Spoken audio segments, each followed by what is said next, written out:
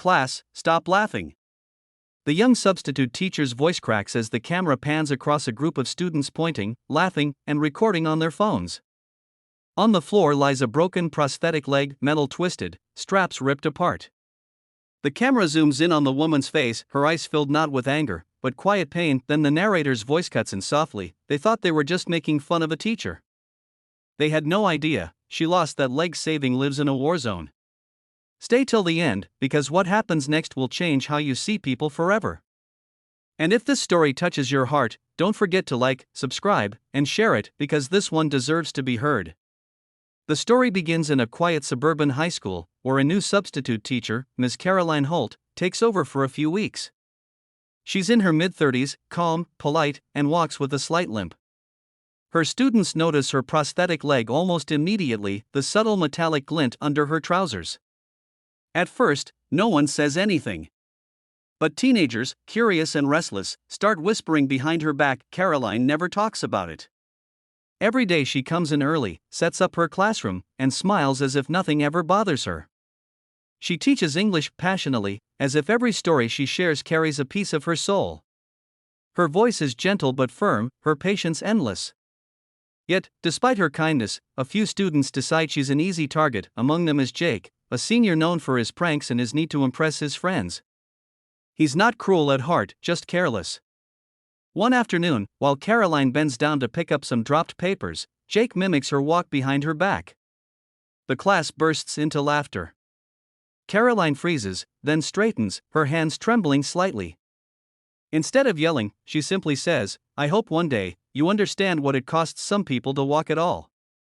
Her words silence the room for a moment. But Jake just smirks, pretending not to care. The next day, a cruel idea brews among the group. During lunch, they sneak into the classroom. Jake, wanting to show off, pulls the prosthetic from Caroline's gym bag where she keeps a spare one she switches to when her leg aches. "Let's see how this works," he jokes. The others laugh as he fiddles with it. One wrong move and it snaps. The room goes quiet. The laughter dies instantly. Caroline returns early that day and finds them frozen, the broken prosthetic in Jake's hands. She looks at the shattered leg for a long, painful moment. Then she looks up at them, her expression unreadable. "Leave," she says quietly. No shouting. No tears. Just quiet devastation. That night, she sits alone at her kitchen table, staring at the broken prosthetic on her lap. Her hand gently traces the cracks in the metal. A flashback fades in, the sound of helicopters, gunfire, screams. Sand whipping across her face. She's in uniform, Sergeant Holt, a combat medic in Afghanistan. The scene replays in her mind, the explosion that tore through the convoy, the lives she saved, the moment she realized she wouldn't walk again the same way. She wipes a tear and whispers to herself, "You've been through worse, Caroline. You'll get through this too." The next morning, she doesn't show up. Word spreads fast that the teacher quit. But what the students don't expect is what happens 3 days later. Principal Daniels calls an emergency assembly. On the stage stands Ms. Holt, not in her usual dress and cardigan, but in her military uniform, polished metals glinting under the lights. The students fall silent. Even Jake looks stunned. "I didn't come here today to shame anyone," she begins softly. "I came here to remind you that everyone you meet carries a story you cannot see." She pauses, her voice trembling but steady. "When I was your age, I thought heroes were people in capes. But real heroes, they're people who fall and stand up again. People who keep going when life takes everything from them." She gestures toward her prosthetic.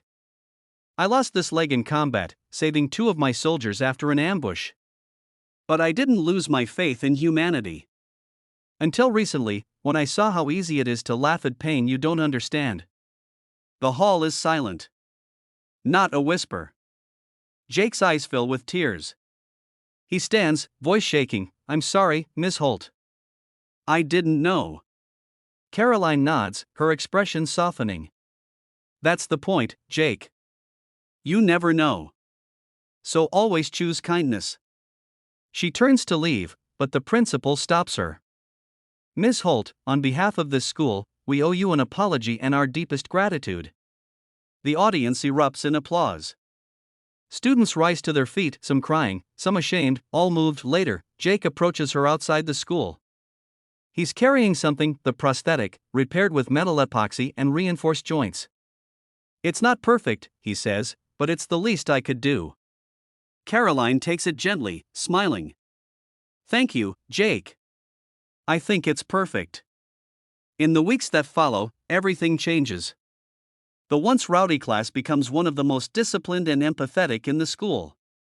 Caroline's story spreads, not because she wanted it to, but because students shared it online, wanting others to understand. Her video of the assembly goes viral, millions watch her talk about forgiveness, resilience, and respect. At the end of the year, the school unveils a small plaque near the entrance, in honor of Ms. Caroline Holt, teacher, veteran, hero. Beneath it are the words she said that day: "Always choose kindness, because you never know the battles someone has already fought." Clapperboard closing. Narrator clapperboard. As the camera fades on the plaque, the narrator's voice returns. She lost her leg in combat, but gained something greater, the power to heal young hearts.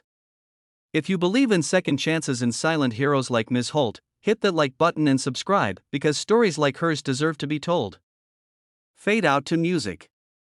End with the sound of children's laughter, no longer mocking, but full of respect.